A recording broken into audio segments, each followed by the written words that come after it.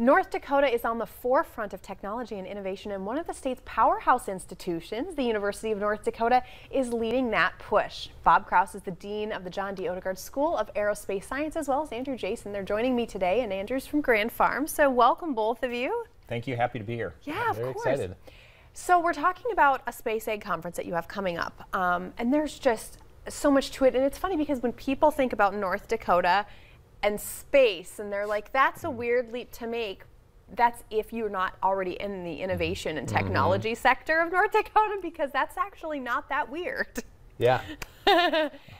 Well, and this week seems very appropriate that we talk about how to farm on Mars with what's happening in the state. So, yeah, there's a lot of history with this. I mean, we go back even to 20 years ago. We had a camera up on the space station that was specifically looking at agriculture and farms and those types of things. And so it's really just tapping into that things we can do with Grand Farm for precision agriculture in the state.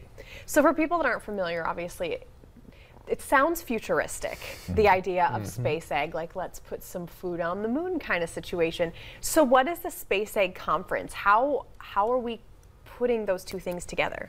So it's a combination of things. It's building on the expertise that we have at the University of North Dakota, and then the tapping into the network that Grand Farm provides. And we're looking at not only growing things in space, but how do we use space technology to improve agriculture on Earth? But also, as we start to grow things in space, does that give us ideas for technology and things that can help us to use agriculture better on the surface of Earth? That's really fair. And so what sort of topics and innovations in science is going to be discussed in this? I know you cover a wide range, but... Absolutely. So there's kind of really three main topics. So, you know, the really practical down to earth, I guess, if you will, like satellites' impact on agriculture. So obviously that's been in play for 20 years. The technology is only improving as more and more satellites come up. Indoor agriculture is really practical too. So a lot of the technology that is defining and kind of reshaping indoor agriculture has been developed by NASA. And then the third is really looking at through kind of the lens of let's dream big about what's possible, you know, how that big picture, the Martian, how do you farm on Mars? And then also, you know, there's a lot of innovation that's happening, because if you can grow things on this space station, if you can grow things in zero-G, no oxygen with low inputs and, you know, less water, less air, that's going to have real life implications for Earth. So for instance, a researcher from Florida Institute worked with Heinz to develop a new type of tomato that grew on Mars soil, like a regolith. And it's all because it took less water, less inputs. So there's a real sustainability story to that. I know some people too are kind of thinking out ahead of like what happens if we have devastating global warming, or what happens if things don't go well on Earth over the next 100 years or so. So I love that kind of we're getting a jump on that, because North Dakota is really on the forefront of things. So I've been to a Grand Farm event before, and you seem to pull in a lot of kind of diverse speakers from different sectors of everywhere really in the state. So who are you expecting at this event? Yeah, so, you know, we'll have 25 different speakers from really all around the world. You know, hopefully the weather doesn't screw up the plans too much, but speakers ranging from NASA, so we'll have several NASA contingents, Senator Kramer, small startups like an Eat and Grow Systems that has an indoor growing tower, and they're looking at placing their operations here in North Dakota.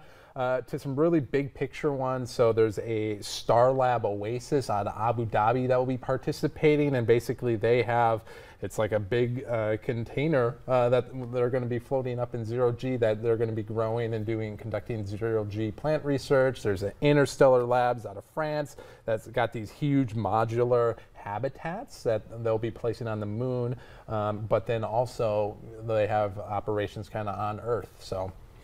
And to add on to what Jason said, then now we have, or Andrew said, the expertise we bring in from the university is our faculty and researchers. And so we have astronomers that are coming. We have a space policy and law expert, which is kind of you don't necessarily think of it from the technology side, but the laws and the policies are very important too. And then as he mentions the habitats, as we look at what we're going to put up there, we do have an inflatable lunar Mars habitat that's been doing missions about 2 or 3 a year where a group of 4 researchers will go kind of like one of those echo dome type places, but it's an inflatable habitat, and they're trying to grow plants in simulated Martian or lunar soil. And I would just love to get a quick shout out to the team and faculty at UND. That Pablo De Leon, who's the chair there, is a very impressive. I've been talking to a lot of folks in the space industry, and everybody knows him. So you got a good hire there. That's fantastic. So the 9-year-old science geek in me is very excited right now. Outside of farmers and scientists, who would be good to come to this event and take part in it? So obviously, the farmers and scientists is the key part, but also students who are interested in it, all the way down to high school and junior high. And for those who can't attend, there is a virtual option. So every one of the panels that we're doing is able to be streamed. Wow. And of course, you can register for the event online as well. Eventbrite is always a great place you can register for things, and you can go on the UND website. They've got the details on there. I have about 10 seconds left. If you could each throw me really quick, what do you think is the future? So right now we're looking at NASA's Artemis rocket. It's going up in a month, and we're going to have people on the moon again within 4 or 5 years. Wow. The industry's booming. We're going to need to figure out how to feed people as we go into Earth. Why not have it be here? Let me figure it out. Amazing. Okay, thank you guys for coming on. You just kind of blew my mind a little bit. All right, stay with us. Coming up next on the show, there are some tough conversations that we have to have with our kids, and Dr. Hansen is going to join us next to walk us through tackling a very difficult subject.